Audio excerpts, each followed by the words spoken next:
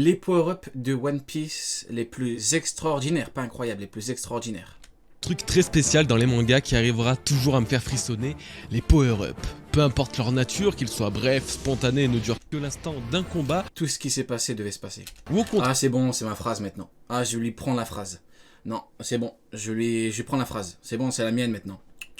Hors de question que je passe à côté de cette dinguerie. Maintenant c'est ma phrase, c'est plus la sienne, c'est la mienne. Tout ce qui s'est passé devait se passer. Incroyable. Frère qu'ils se fassent. Bref, les power-up de One Piece les plus extraordinaires. Sur le temps, après une période d'entraînement, après du off-screen, j'en suis totalement fan. Et dans One Piece, on a la chance de pouvoir en profiter avec énormément de personnages. Que ce soit des boosts de puissance absolument ahurissants conférés par les fruits du démon, ou les résultats d'un entraînement épique. Combien de personnages nous ont bluffés par leur progrès? Voilà, Goji, il a les pieds sur terre. Power-up, puissance, combat. Il y en a beaucoup trop qui font semblant. Onigashima, qu'est-ce que c'est Onigashima? Je vais pas devoir vous redire ce que c'est qu'Onigashima. C'était un arc de combat. On a eu quoi? Des années de préparation pour cet arc. J'y arrivé, je suis vraiment fatigué là, je suis explosé. On continue parce que le spectacle doit continuer. Mais en tout cas, voilà, je sais plus ce que je disais. C'est incroyable One Piece. Fulgurant. C'est la question que je me suis posée aujourd'hui, alors bienvenue dans ma nouvelle Goji vidéo sur les plus grands power-up de One Piece. À quel point certains personnages sont-ils devenus forts? Comment ont-ils fait et jusqu'où iront-ils? Toutes les réponses dès maintenant. Hop hop hop, attendez, vous allez pas passer à la trappe. Hop, laissez un like les potos s'il vous plaît, c'est très important. C'est très important, il a raison. Mettez un petit pouce bleu les gars. Un petit pouce bleu, on s'abonne, c'est la famille. Déjà pour me montrer que vous kiffez la vidéo, mais aussi pour mieux la répertorier sur YouTube. Et attendez qu'à... Là, voilà, abonnez-vous pour être au courant des prochaines C'est Michael Bay qui a fait le montage là, incroyable. sorties de vidéos. En plus, 50% d'entre vous qui regardent mes vidéos ne sont généralement pas abonnés, alors n'attendez plus. 50% vous n'êtes pas abonnés, abonnez-vous les gars. Vous le regretterez pas, merci à vous. Bon, et si on stoppait tout suspense en commençant directement par l'un des duos ayant vécu le plus grand power-up et glow-up de tout One Piece. Et oui, il n'est pas question d'un mais de deux personnages qui ont marqué les débuts de One Piece par leur incompétence physique, mais surtout par leur évolution absolument phénoménale, Kobe et Hermep. Oui. J'en ai parlé dans l'une des dernières vidéos, j'avais dit quoi? J'avais dit, c'est très étrange. Tout le monde fait le parallèle Luffy Roger, mais personne ne veut faire le parallèle Kobe Garp. Pourquoi? Parce que Kobe est, jusqu'à preuve du contraire, une fraude. Comme qui, vous en ferez vos conclusions parce que moi, je m'arrête là. Merci Neil Lirchudge pour la bonne... Waouh, galère, ton nom, il est galère à dire. Déjà que je suis fatigué. Introduit sur East Blue durant l'arc de Morgan, ce futur duo improbable n'était pas destiné à devenir les puissants soldats qu'ils sont aujourd'hui. Pourtant, leur travail et leur volonté les ont poussés à très rapidement atteindre les hauts grades de la marine en seulement 2 années. En réalité, quelques mois auront suffi pour les faire passer d'un tout autre niveau, alors qu'ils ne possédaient à l'origine aucune particularité, ils sont parvenus à maîtriser le Soru, l'un... C'est une dinguerie quand même, hein. Luffy, tout ce qu'il a fait. Au début, c'était quoi Kobe? Oui, moi je veux devenir amiral... en fait, j'ai compris. En fait, Kobe, c'est pas Garp. Hein. Kobe, c'est Sengoku. C'est une big fraude. Genre, le mec, il pense que un amiral peut battre le roi des pirates. Hein. C'est une gigantesque fraude, Kobe. Hein. Parce qu'il a dit Luffy, oui, moi, je t'arrêterai, ou je suis juste ton rival, je vais devenir amiral. Mais t'as complètement serré, Kobe, ou quoi? Allez, retourne t'entraîner. C'est quoi ton palmarès? T'as arrêté une torpille. C'est ça ton palmarès? Luffy se bat avec qui, Kaido? Toi, tu fais quoi? Voilà, merci. L'un des pouvoirs du Rokushiki. Kobe est celui... Non, en vrai de vrai, Kobe égale Garp, Hermep égale Sengoku. Hermep égale Sengoku. Hermep égale Sengoku. Hermep égale Sengoku. Hermep est une fraude, tout comme Sengoku est une fraude. Oh, c'était sous nos yeux depuis le début. Wow.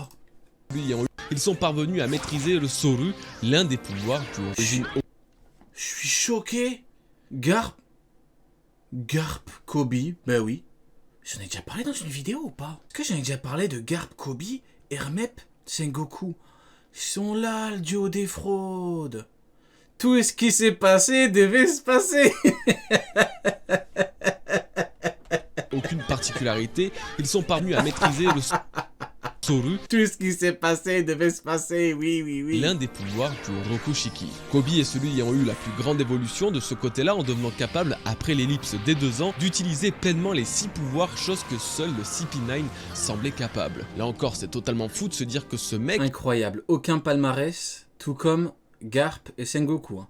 Vous pouvez pleurer si vous voulez, mais c'est la stricte vérité. Hein. Le palmarès de Garp et de Sengoku, il est en 1 contre 1. Non, je suis mauvaise langue. Garp s'est entraîné pour Badon Shinjao. en 2 ans d'entraînement est capable de mettre à l'amende une unité secrète J'aime trop cette vie-là. d'élite du gouvernement mondial qui s'entraîne sans relâche depuis leur plus jeune enfance. Oui. Kobe a un potentiel absolument fou, peut-être du jamais vu dans One Piece, nourri par sa volonté à atteindre les hautes sphères. Ouais, en vrai, il a un bon potentiel, Kobe. Il a un bon potentiel, c'est juste que malheureusement, moi je parle souvent en termes de palmarès parce que le palmarès est très important. Quand tu regardes Shanks, il a arrêté Marineford, il est parti d'homme à homme parler à Barbe Blanche. Il a arrêté Kaido. C'est un palmarès de top, top, top. C'est un niveau hallucinant. Je vais pas revenir sur les 2 pigeons, mais voilà quoi.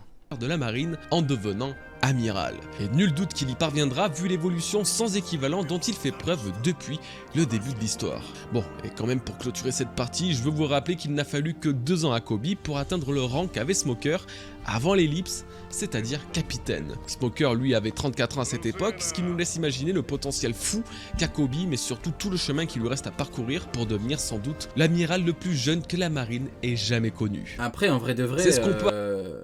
En vrai de vrai, après, c'est une question de combat. Hein. C'est pas juste de l'entraînement, il faut des gros combats. Il faut que tu t'exerces en conditions réelles avec des combats.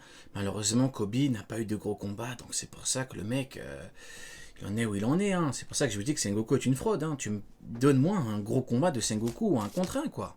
Vas-y, donne-moi. Un vrai combat qu'il a gagné en 1 contre 1. M-Garp, il a quoi? Il a juste Don Shinjao, c'est la pure vérité. On peut attendre de la fin de One Piece. Quand Hermep sera vice-amiral, Kobe lui sera amiral, voire amiral en chef, et fera régner la justice la plus équitable, celle qu'il a toujours défendue au fil de sa vie. Parlons maintenant d'une autre sorte d'homme, moins respectable que les 2 Gugus précédents, mais non moins ambitieux. Attends, j'ai vraiment dit Gugus là? Le machiavélique et sombre Marshall D. Teach. Toutes mes excuses messieurs dames, mais si un doit incarner d'une façon ou d'une autre la plus grande évolution qu'un pirate a pu avoir dans One Piece, c'est bien Marshall D. Teach. Oui. Passant d'orphelin à mousse sur le bateau. C'est vraiment le pire Barbe Noire. Hein. C'était personne, Barbe Blanche l'a pris sous son aile, c'est devenu son fils et tout. Ah, cette histoire me terrifie. Un empereur pour finir par devenir l'un de ses rois. La seule chose qui me terrifie plus que ce que je viens de dire là, c'est le palmarès de Sengoku. C'est vraiment les 2 trucs qui me terrifient le plus. L'histoire de Barbe Noire et le palmarès de Sengoku. Roi des océans, celui qui se fera appeler Barbe Noire, grimpera les échelons avec du temps et beaucoup de patience. Contrairement à tous les autres, la prise en puissance de Teach ne s'est pas faite dans la précipitation, dans la hâte. Attendez. J'ai vraiment... 46 ans. T'as 46 ans, Goji. Donc tu as déjà atteint ton prime. Parce que le prime... on l'atteint à 39-40 ans.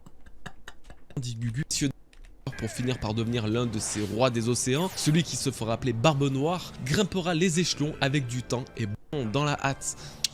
Non, la force de Teach ne s'est pas faite dans la précipitation, dans la hâte. Non, la force de ce personnage réside dans son intelligence et dans sa prévoyance. Il a attendu très longtemps avant d'avoir la chance d'obtenir le vue démon qui sera en partie à l'origine de sa gloire, le Yami Yami no Mi. Ce pouvoir il a convoité pendant des années mais il a surtout étudié car il faisait partie d'un plan qu'il a monté de toutes pièces. Récupérer le Yami Yami no Mi, capturer la tête d'un pirate renommé, obtenir le titre de Shishibukai et intégrer une Impel Down. Oh là là, j'aime trop ce plan. Capturer la tête d'un pirate renommé, obtenir le titre de Shishibukai. Regardez Mihawk, pas le meilleur épéiste au monde. Il y a quand même des gens qui me disent que Mihawk... Allez c'est bon, j'arrête. Et intégrer une Impel Down. J'arrête. Grâce à ses privilèges pour libérer les plus puissants prisonniers, tout ça, Teach l'avait prévu. En l'espace de 2 ans, il est passé de totalement ignoré par la marine et le gouvernement mondial, allant même jusqu'à avoir une prime de 0 berry. Ryo, je t'aime bien, mais arrête de dire Joe égale à Aokiji.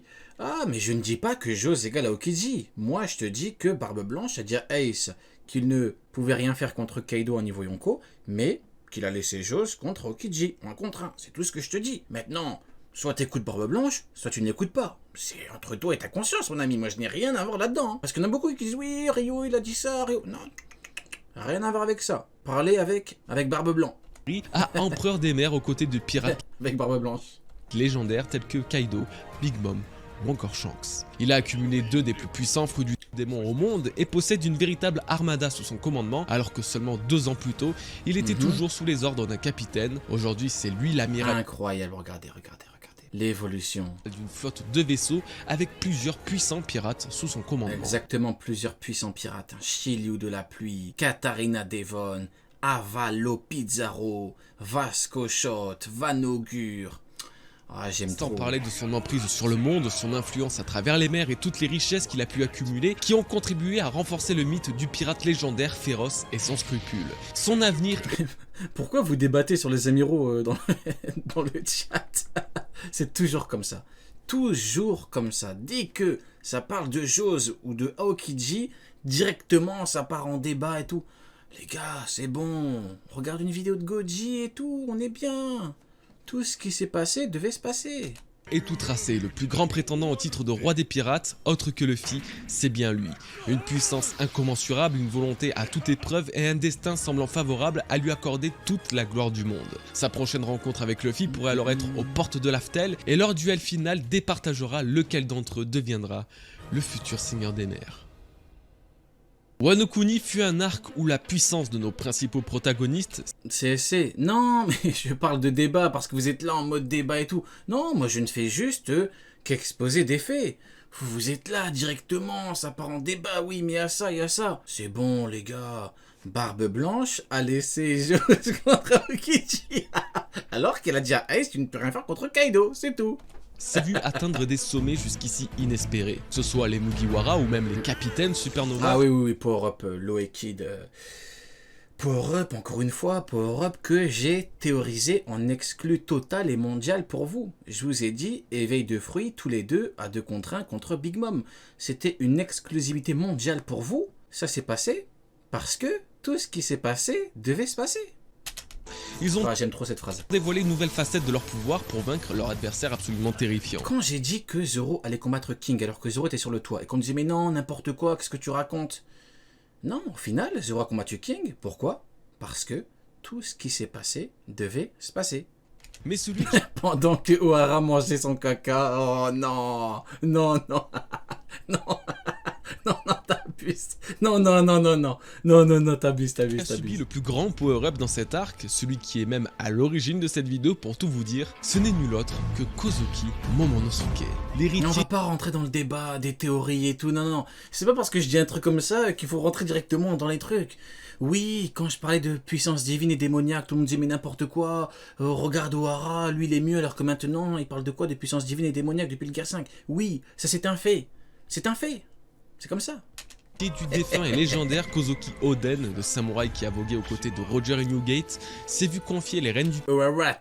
pays dès son plus jeune âge et porter un lourd fardeau sur ses épaules. Âgé alors de 8 ans, personne ne se doutait qu'il allait devenir dans cette guerre décisive le prétendant au titre de plus grand samouraï du pays de Wano Kuni. En effet, et grâce au pouvoir du Juku no Mi, de Shinobu capable de mûrir les objets et son environnement, Momonosuke est passé d'un physique de garçon de 8 ans à celui d'un homme de 28 ans. Comme pour rééquilibrer le voyage temporel qu'il a vécu l'envoyant 20 ans dans le futur, Momonosuke, bien qu'ayant... Moi, le cas Momonosuke, c'est intéressant qu'il en parle à Goji, parce que c'est un cas qui me fascine. Quel est son nouveau niveau? Moi, ça me fascine. C'est vraiment... le fait que Nami le frappe, que l'autre il dit il a pas mal et tout, c'est vraiment... En fait, je me dis, l'auteur peut vraiment nous amener dans quelque chose d'énorme avec Momonosuke. C'est pour ça que ça me fascine. Parce que l'auteur, il lui a redonné plusieurs années, il a grandi, et c'est le fils d'Oden. Donc c'est fascinant. Je me dis, qu'est-ce qu'on peut avoir? Ça c'est typiquement le genre de truc où je me dis, il peut vraiment faire des trucs de fou. Parce que là, t'as pas vraiment de limite. Par exemple, Smoothie, c'est niveau deuxième commandant, quasiment pareil au premier commandant. C'est un niveau qu'elle ne peut pas surpasser. C'est son niveau-là, il y a une limite qui est instaurée par l'auteur dans un schéma. Mais là, Momo, il n'y a pas en fait. Là, on n'entre pas dans le cadre d'un schéma avec Momo, vous voyez ce que je veux dire? Donc c'est ça qu'il faut. garder le même âge mental de 8 ans et physiquement un véritable adulte. Plus résistant, plus endurant et surtout plus puissant, Momonosuke l'a totalement prouvé en se transformant en gigantesque dragon rivalisant en taille avec le Yonko Kaido. Et puis Momo, il a pas encore fait des trucs de fou, quoi. Quand on regarde, il a mordu Kaido, c'est bien, il a sauvé le truc, c'est bien, mais en termes de combat, tu dois être un vrai shogun, non? Parce que Orochi, c'est pas un vrai shogun, Orochi, c'est une merde, Orochi. Et toi, tu dois être un vrai shogun, faut un vrai combat, quoi. Ses pouvoirs eux aussi rivalisent timidement avec l'ancien empereur puisque Momonosuke a été capable, et ce malgré la faible maîtrise de son fruit du démon, de créer les... Palmarès de Momo, bah justement mon ami, justement, ce qu'il